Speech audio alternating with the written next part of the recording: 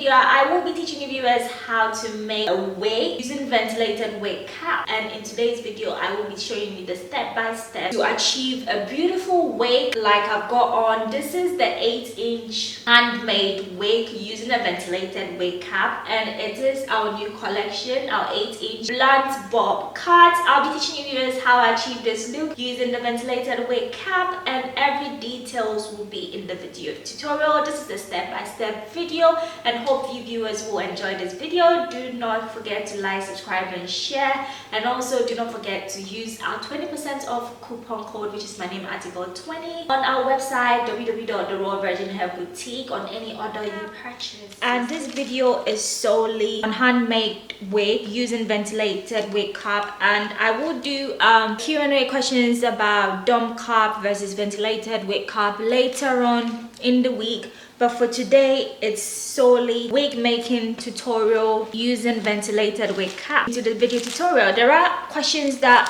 viewers ask about this ventilated wig cap. Will it last as long as the dome cap? Yes, it's even better than the dome cap in my personal opinion. It looks more professional after the wig is made, and there are different sizes our company provides. We have two types of sizes, which is 22-inch wig circumference, and this is a 22-inch, and the biggest size, and which is the medium, and the biggest size is 23 to 24 inch circumference. So basically this 22-inch wig can fit heads from 19, 20, 21 to 22 inch. If your head is bigger than a 22-inch cap, you will need the bigger wig cap. The same brand from our company, still ventilated, and that will be the 24 circumference. Viewers, as you can see, I am sewing down the 5x5 lace closure and in the length 12 inches, and I will be sewing from one end of the closure and turn the wig mannequin around and sew the other end. Do not sew throughout, meaning starting from here sewing all the way to the other side. You will not get the consistency right. Always start with one needle, starting from one edge. Then once you hit the bottom of the closure, stop and restart from the other end. In that, you will meet both with two needles, and the consistency or the measurements will be very accurate. One thing I've noticed is once you start sewing from one end all the way through, the closure does not sit well on the wig cap. With experience, use two needles starting from one end of the closure. Once you're done with this line of the closure, start from the other edge and meet both ways to interlock. So hope you viewers do understand what I'm trying to say.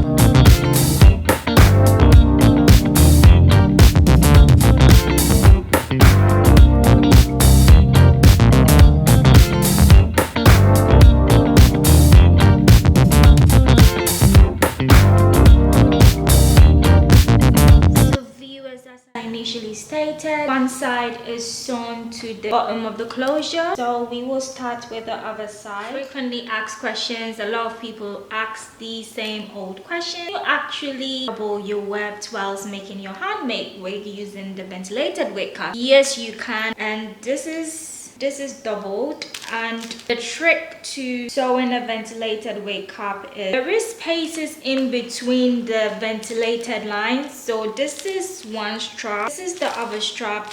It's got 4 straps, and this is what makes the ventilated wig cap.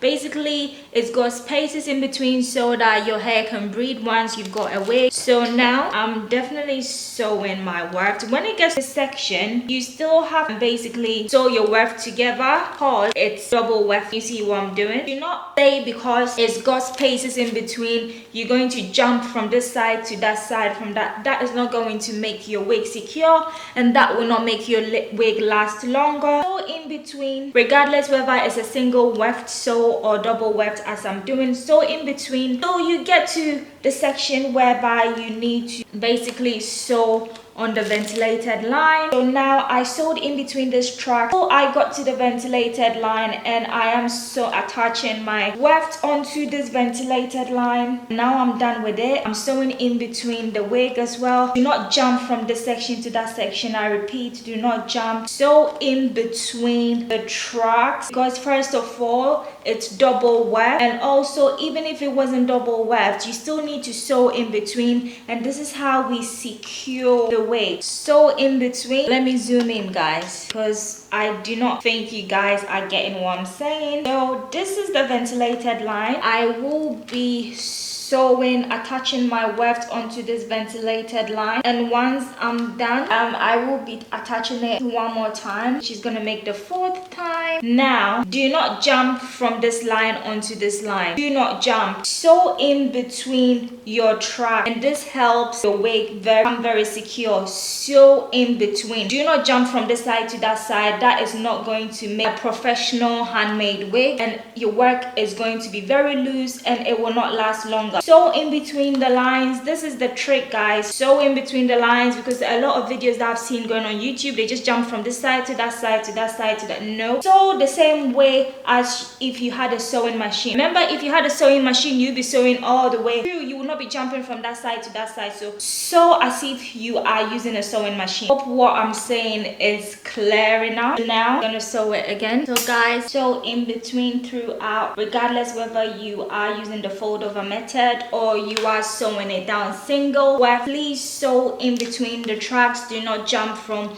the ventilated line onto the other section. Sew in between your tracks. This is going to reduce shedding. First of all, it's like you sealing your weft. Basically, it's going to reduce shedding, and it's going to make your handmade wig very, because this is a ventilated wig cap. It's not a dome cap, so the process is slightly different. And yes, you can definitely use your hand to make a ventilated wig using the ventilated wig cap, as long as you follow this rule, because if you do not follow these rules, you will have wig made. Basically, it's going to be very loose. Now it's time to attach. And viewers, when I'm sewing down my wigs for clients, I always sew on the track. So this is the track, double wefted track, and this is where they use the machine to basically tighten the hair into this track. So this line is where I sew. Some people go underneath, and so it's very easy, but it's not the greatest. So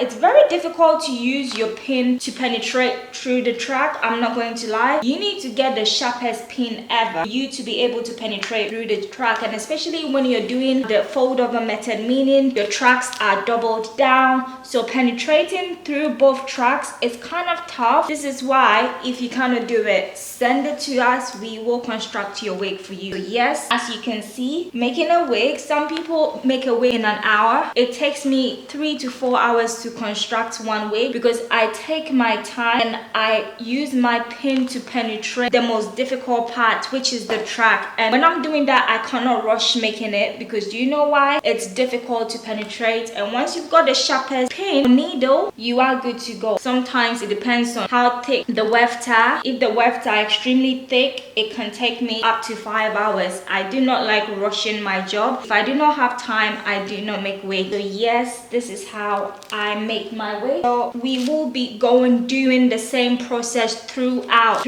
in between the tracks before you jump from one ventilated line to the other ventilated line. Hope this was useful. My information is useful, and it will help a lot of you guys out there, men, women, learn something new, because in a nutshell, sew it same way the machine will go through every line, all the tracks, sew it the same way. So hope you viewers did understand. Now I will keep quiet, because I think what I've explained is self-explanatory and you viewers do understand. So at this minute, I will just keep quiet and show you the rest of the tutorial.